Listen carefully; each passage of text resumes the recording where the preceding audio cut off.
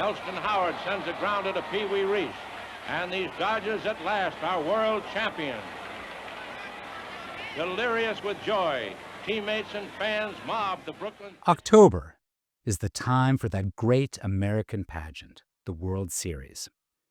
The championship series of America's pastime has been played annually since 1903, with two exceptions in 1904 and 1994. Debates over which are the greatest of these series make for delightful, if heated, conversation, and are best conducted over beer. Here, Origins offers 10 World Series contests over the decades that are landmark moments in baseball's evolution as a commercial enterprise and its adaptation to the significant social and cultural changes of modern America. Number 1. The 1903 World Series. The Boston Americans beat the Pittsburgh Pirates 5-3. The National League began in 1876, evolving out of the National Association, which dated to 1871. Over the next quarter century, it faced a number of challenges to its status as the only major league in baseball. The most enduring of these, the American League, started in 1902, after Ben Johnson opted to transform his minor Western League into a major league. Tensions between the two leagues, including the rating of players contracted to National League teams by the American League, prevented any measure of cooperation. But in 1903, a series was contested to determine the world's best baseball team. It was not the first competition labeled a World Series, but it was the most enduring. The American League's Boston Americans, led by pitcher Cy Young, beat the Senior League's Pittsburgh Pirates, whose lineup included shortstop Honus Wagner, 5-3. Animosity between the two leagues was so great that the World Series was not played in 1904. But beginning in 1905, the tradition that would become known as the Fall Classic occurred annually until 1994. Number 2. The 1919 World Series. The Cincinnati Reds beat the Chicago White Sox 5-3.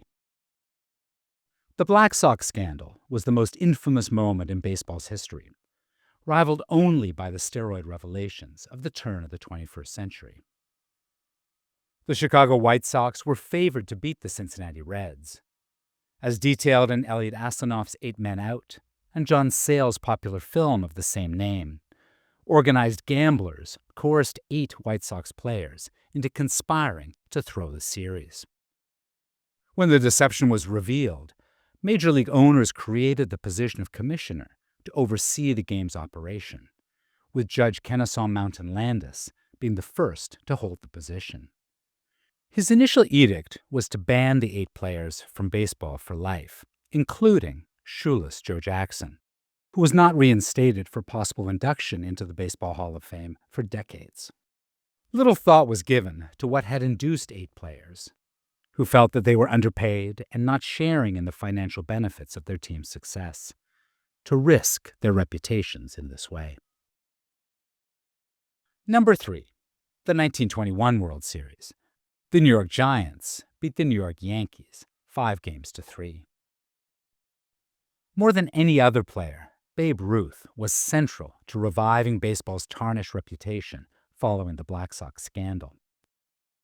After his sale from the Boston Red Sox to the New York Yankees, Ruth's prodigious home run power made him the most recognizable player in the game during a decade in which the rise of radio and the emergence of a consumer economy combined to make professional sport both popular and profitable. Ruth's Yankees made the World Series 6 out of 8 years, beginning in 1921.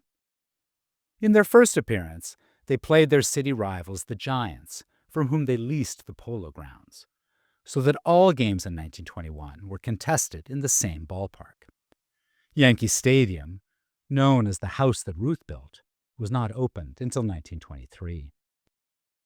The Giants won the 1921 series in 8 games, the last time that a best-of-9 games format was used. More significantly, this was the first World Series with radio broadcasts, although these were recreations from game reports. The following year's Giants-Yankees series would see the first live radio broadcasts. Number 4, the 1947 World Series. The New York Yankees beat the Brooklyn Dodgers 4-3. 1947 is a year indelibly marked on American sporting consciousness. That season, Jackie Robinson made the Brooklyn Dodgers roster and broke the color barrier that prevented African Americans and dark-skinned Latinos from playing in white leagues, a prohibition that organized baseball had informally enforced since the 1880s. Robinson's historic and remarkable season, he was named the National League Rookie of the Year, culminated in his Dodgers appearing in the World Series. This was also the first year that series games were broadcast on television, albeit primarily limited to sets in the surrounding area. The Dodgers lost a heartbreaking 7-game series to the New York Yankees, but baseball had been changed forever. Number 5, the 1955 World Series. The Brooklyn Dodgers beat the New York Yankees 4-3. Mythologized as the Boys of Summer in Roger Kahn's eponymous popular history, the Brooklyn Dodgers finally won their first and only World Series championship in 1955. Dem Bums, as they were known to their fans, beat their crosstown rivals, the New York Yankees, 4-3. Robinson jump-started the Dodgers by dramatically stealing home in Game 1, although Brooklyn lost that game. The Yankees would turn the tables a year later, winning their own 7-game series in a championship best remembered for Don Larson throwing the only perfect game in World Series history. Beyond nostalgia, 1955 was also significant for including the first World Series game to be televised in color. Number 6, the 1959 World Series. The Los Angeles Dodgers beat the Chicago White Sox 4-2. The growing impact of television and the emergence of commercial air travel meant that sport franchises didn't need to be confined to the rail corridors of the Midwest and the Atlantic seaboard, while suburbanization was changing how baseball was consumed. Worried about both the capacity of his ballpark, Ebbets Field, and the limited parking for cars, Dodgers owner Walter O'Malley petitioned local planners and politicians for assistance in building a new stadium before turning his gaze elsewhere. In a development both inevitable and stunning, the Dodgers and their fellow National Leaguers, the New York Giants, simultaneously decamped for the West Coast following the 1957 season, to Los Angeles and San Francisco, respectively. Playing in the cavernous Los Angeles Coliseum while awaiting the completion of their new ballpark in Chavez Ravine, the Dodgers hosted the first West Coast World Series game in 1959, on their way to winning the championship in 6 games. Number 7, the 1960 World Series. The Pittsburgh Pirates beat the New York Yankees 4-3. The 1960 World Series is best remembered for how it ended, on its final swing. The powerhouse Yankees, featuring future Hall of Famers Whitey Ford, who threw 2 complete game shutouts in the series, Mickey Mantle, and Yogi Berra, along with MVP Roger Maris, outscored by more than 2-1, out-hit and out-homered the Pirates, and still lost. The deciding Game 7 ended in dramatic fashion when second baseman Bill Mazeroski, best known for his fielding, sent the hometown Pirates to victory with a 9th-inning, game-winning home run, the first ever last-inning, series-winning homer. Toronto's Joe Carter duplicated the feat in Game 6 in 1993. Contested by 2 long-standing franchises in historic ballparks, Forbes Field and Yankee Stadium, the 1960 series was the culmination of baseball's now rose-colored post-war boom. The game would begin to change almost immediately with the expansion to California and Washington, D.C. in 1961, and 2 more teams added in Houston and New York in 1962, the latter of which, the amazing Mets, would win the World Series in 1969. Number 8. 3 World Series from the early 1970s. The 1970 World Series, when the Baltimore Orioles beat the Cincinnati Reds 4-1. The 1971 World Series, when the Pittsburgh Pirates beat the Baltimore Orioles 4-3. And the 1972 World Series, when the Oakland A's beat the Cincinnati Reds 4-3.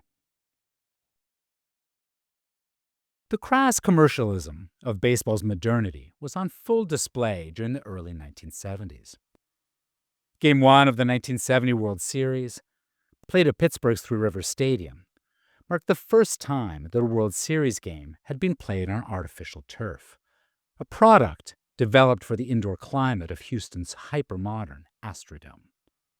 Game 4 in 1971, also at Three Rivers Stadium, was the first night game in World Series history, a scheduling change driven by television executives' desire to have games played in prime time. The A's victory over the Reds in 1972 was the first World Series contested entirely in multipurpose stadia, cookie-cutter facilities designed to accommodate multiple sports, primarily baseball and football. The Oakland Alameda County Coliseum and Cincinnati's Riverfront Stadium. It would be another 15 years before the Metrodome in Minneapolis hosted the first indoor World Series game in 1987. Number 9, the 1992 World Series. The Toronto Blue Jays beat the Atlanta Braves 4-2. Despite having expanded outside the United States in 1969 when the Montreal Expos joined the National League, it was another 23 years before the championship of the national pastime was played north of the 49th parallel. Game 3 in 1992 marked the first World Series game played in Canada. But the biggest Canadian controversy of the series occurred before Game 2, when the U.S. Marine Corps Color Guard in Atlanta Fulton County Stadium paraded an upside-down Canadian flag into the pre-game ceremonies. With an extra inning victory in Game 6, the Blue Jays became the first Canadian-based team to win the World Series. Their manager, Cito Gaston, was also the first African-American to both manage in and win a World Series. Number 10, 1994, when the World Series was canceled. A decade and a half of contentious labor relations, which had split the 1981 season in half, culminated in a strike by Major League Baseball players that began on August 12, 1994, and led to the cancellation of the World Series, announced on September 12th. The strike would not end until April 2nd of the following year, when Major League Baseball had attempted to demonstrate its resolve by holding spring training with replacement players and threatening to begin the season with rosters populated in the same fashion. This was only the second time that the World Series had not been played. And a bonus. The 1924 Colored World Series. The Kansas City Monarchs beat the Hilldale Giants 5-4. A response to the color barrier instituted by the white major leagues was the creation of black-owned baseball teams. Some barnstormed, while others constituted what were known as the Negro Leagues. Entrepreneur Rube Foster created the Negro National League in 1920, while the rival Eastern Colored League began in 1923. A year later, their respective champions met in a World Series that featured future Hall of Famers Judy Johnson, Biz Mackey, and Bullet Joe Rogan. This series took place through 1927, while a subsequent incarnation, the Negro World Series, occurred annually from 1942 to 1948. Art Ditbar throws. Here's a swing and a high